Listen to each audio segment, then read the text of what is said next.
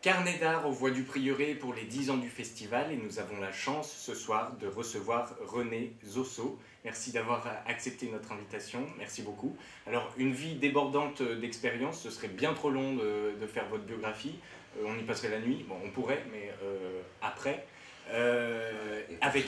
Et pour la biographie, si vous la racontez, j'ai pas besoin d'être là, quoi. Oui, voilà, vous allez nous en parler. Il y a quand même une particularité dont on va parler, c'est l'instrument de musique que vous pratiquez, la vielle.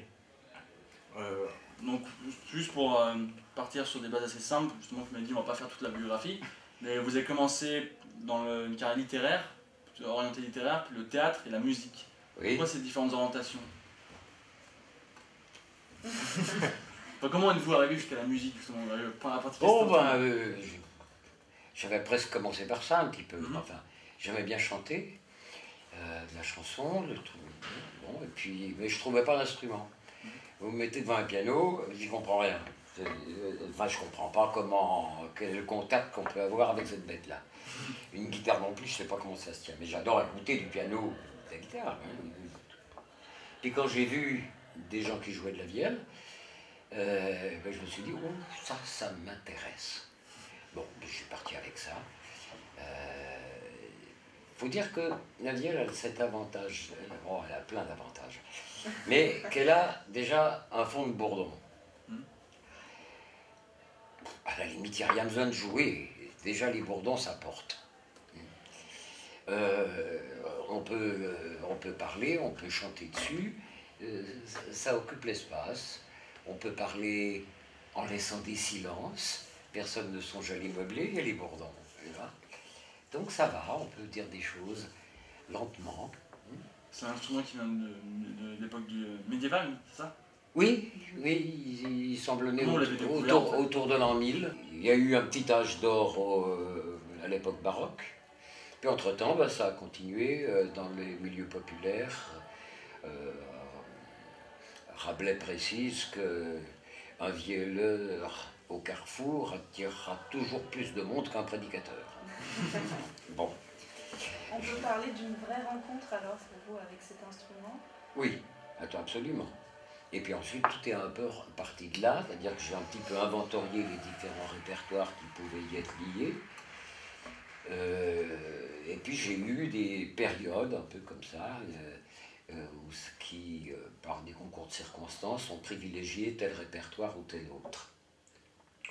Il y avait déjà de la chanson qui m'intéressait, il y avait la chanson, je veux dire, contemporaine. Le baroque, je me suis vite rendu compte que j'aimais bien ça, j'aime bien l'écouter, mais que ce n'est pas mon truc pour ce qui est de le jouer. Le répertoire des mendiants, ouais, c'est intéressant.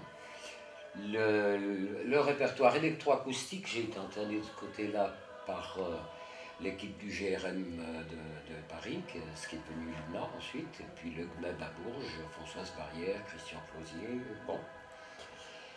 Le fait de pouvoir jouer directement au doigt sur les cordes sans la jouer normalement, quoi, à ce moment-là. Il y a eu la période folk, au moment où le folk s'est constitué, où j'étais très ami avec la plupart des gens du Bourdon qui ont fondé ça, on pourrait dire, en quelque sorte, en France. Et puis le Moyen-Âge, qui illustre déjà les débuts de l'instrument, et qui s'est particulièrement développé parce que j'ai rencontré René Klemenčič. Et à partir de là, il m'a emmené dans les différentes histoires qui touchent au Moyen-Âge dans son répertoire.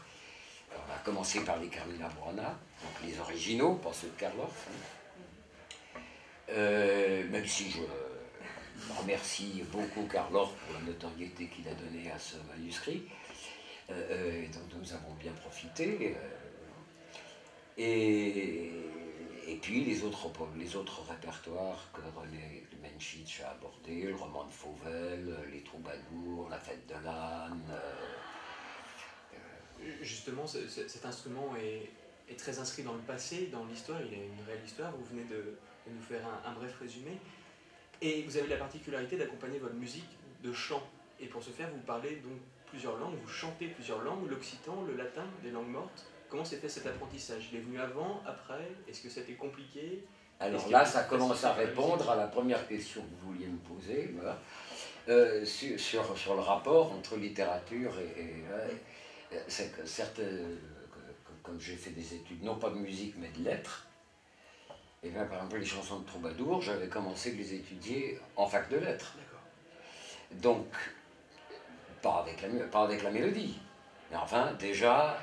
Être en contact avec les mots, les textes. Avec les mots, avec leur sens, avec la thématique d'amour courtois, le latin. J'ai été prof de latin alors. Ça facilite les choses. Bon. Donc je rentrais assez facilement là-dedans. Et puis du coup, je me suis mis au vieil italien, au gallico-portugais pour les cantigas de Santa Maria. Le paradoxe, c'est que pour finir, c'est le vieux français où je me suis mis le plus tard. Retour aux sources. Au début, j'avais l'impression de patoiser.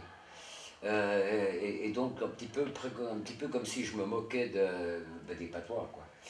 Et puis après, au fur et à mesure, c'est venu.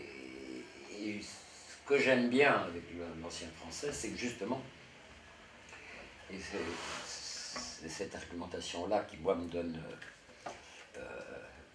un argument pour le faire, c'est que c'est une période, au moins jusqu'à la Renaissance et encore après, où le français a de la matière.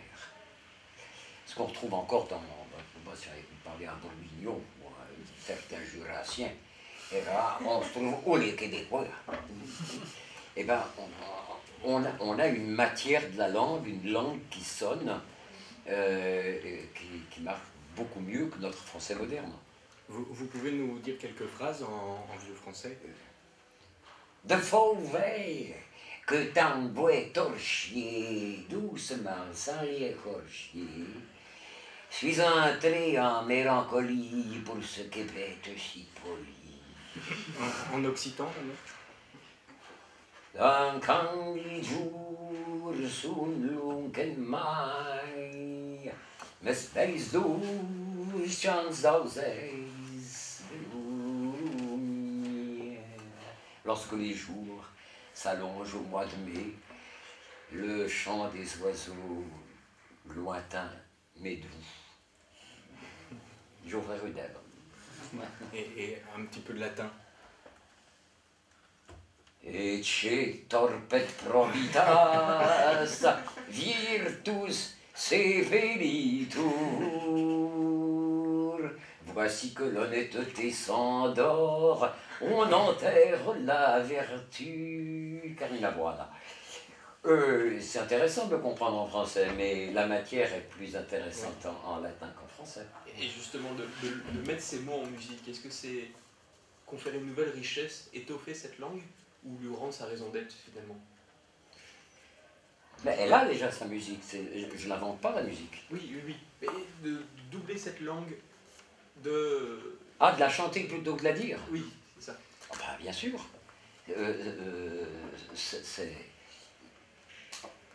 Là, je parle du texte, bien sûr.